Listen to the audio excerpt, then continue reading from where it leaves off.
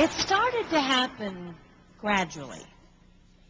I would walk into a room and say something, and no one would notice. I would say, "Turn the TV down, please," and nothing would happen. So I would get louder. "Turn the TV down, please." Finally, I would have to go over and turn the TV down myself. And then I started to notice it elsewhere. My husband and I had been at a party for about 3 hours, and I was ready to go. I looked over, and he was talking to a friend from work, and I walked over, and he kept right on talking. He didn't even turn toward me. That's when I started to put it together. He can't see me. I'm invisible. I'm invisible. Then I started to notice it more and more. I would walk my son to school, and his teacher would say, "Jake, who's that with you?" And my son would say, "Nobody." Granted, he's just 5, but nobody?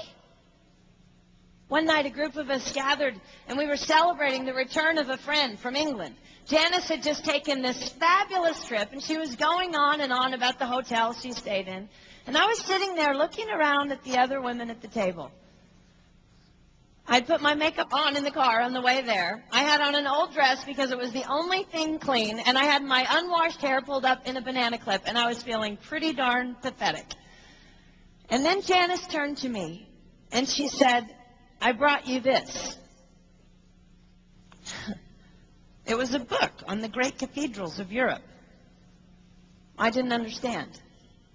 And then I read her inscription. She wrote, "With admiration for the greatness of what you are building when no one sees." You can't name the names of the people who built the great cathedrals. Over and over again, looking at these mammoth works, you scan down to find the names, and it says, "Builder, unknown, unknown, unknown."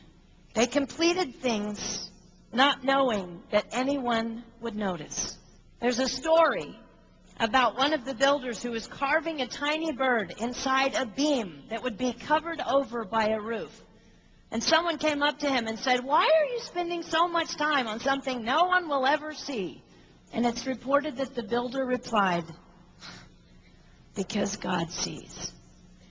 They trusted that God saw everything.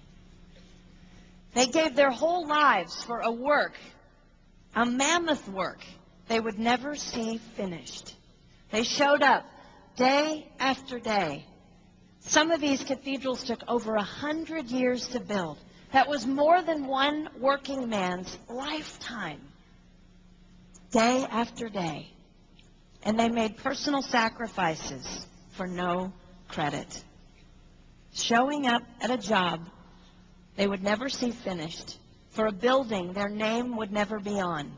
One writer even goes so far as to say no great cathedrals will ever be built again because so few people are willing to sacrifice to that degree.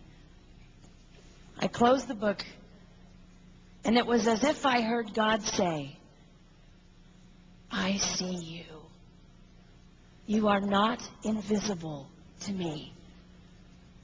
No sacrifice is too small for me to notice. I see every cupcake baked, every sequin sewn on, and I smile over everyone. I see every tear of disappointment when things don't go the way you want them to go. But remember, you are building a great cathedral. It will not be finished in your lifetime, and sadly, you will never get to live there.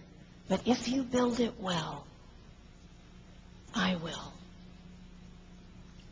At times, my invisibility has felt like an affliction to me. But it is not a disease that is erasing my life.